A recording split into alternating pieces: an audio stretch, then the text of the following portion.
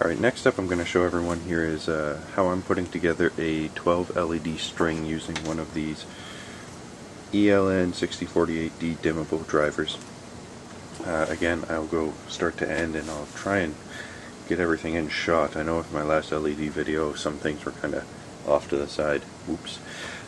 Okay, so what I've got here is I got some LEDs and I got my desired heatsink. I'm using this aluminum U channel that I got from a hardware store. It's pretty cheap stuff. I got a whole bunch of it in the garage now. Now what I'm doing is, I've already done a blue string and they work fine, is I've got one LED per piece of U channel, and the positive is connected to a male quick connect and the negative is connected to a female quick connect. So basically what I do is I'm just going to be connecting those and it creates my string. At the end they connect to the drivers, and I'll kind of show that afterwards. It's pretty simple stuff once you see it done. But this works, and what this also gives me the ability to pull one out if it burns out, or if I want to change the colors, I want to add some colors, maybe a red or a purple. This gives me some options, but the only problem with doing it this way is it takes a little extra time to set up. You have to make your quick connect wires and then do that, but a little bit extra time saves a lot of time in the long run, possibly. So that's that. Now there's all sorts of ways to do this. You can use one big heat sink like I did on my my 90 gallon there, or you can use L channel. You can use anything for a heat sink as long as it works, right? Also, any way you want to fasten stuff to the heat sink, again, as long as it works and doesn't mess up your LEDs. I'm using this thermal paste. If you want, you can use screws with a little bit of paste, thermal paste underneath it, not the sticky stuff. Sorry, this is thermal epoxy. You can use thermal paste and screw things down, but then you have to make sure you drill and tap your heat sink. Some you can buy pre-drilled and tapped. And that's a good thing. That's also nice because you can change out the LEDs. Basically, there's no wrong or right way to do it. As long as it works, you just got to figure out a way and go with it. But this is what I'm doing, so I'm going to show you how I'm doing this. So I got my LEDs, I got my paste, my epoxy, and I got my heat sinks. So let's throw some together here. Alright, to get this started, I'm going to take out the amount of epoxy I want. Now to do this, hopefully your epoxy things haven't stuck together. There we go. Take your syringe of epoxy. I get all this at rapidled.com. You can buy it there. It's good stuff. And squeeze out an amount of epoxy. Don't need a lot, and I suggest don't use a lot because it dries pretty quick.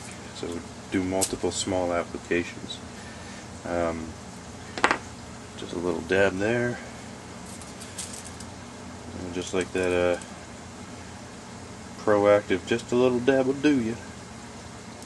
Thank you, Jessica Simpson.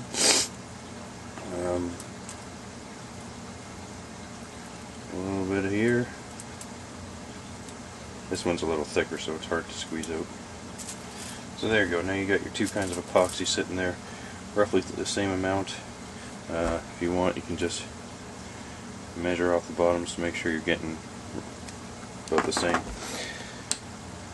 Comes with this little stir stick. Mix it up. Mix it up really well.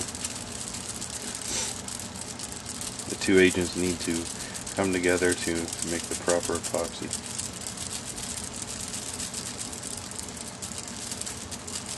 Now once these are on the LEDs, they're pretty much on there. You can take them off with a chisel and then scrape off the epoxy and reuse the heatsink spot that they were on, but not suggested. And if you're doing it this way, you can switch it off pretty easy. So got a whole bunch of epoxy here now, and you can break your stick. I don't know my own strength. Alright. Got your epoxy.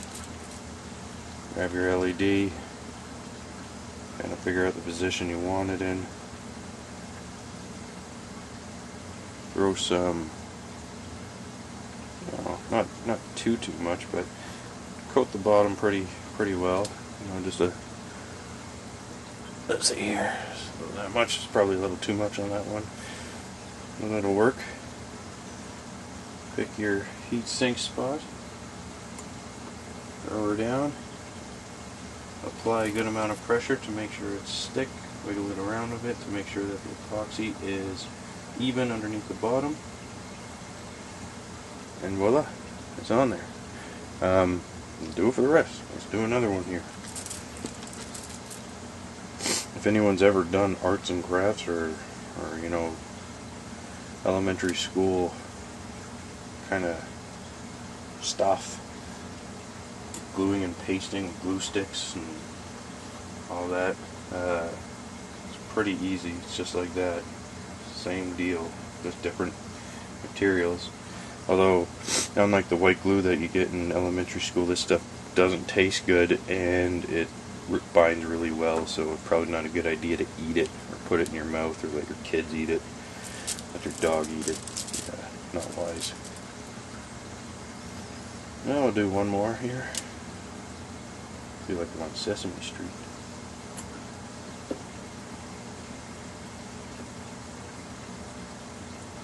So that's that. I'll finish these off and I'll get to show you the next step in a second.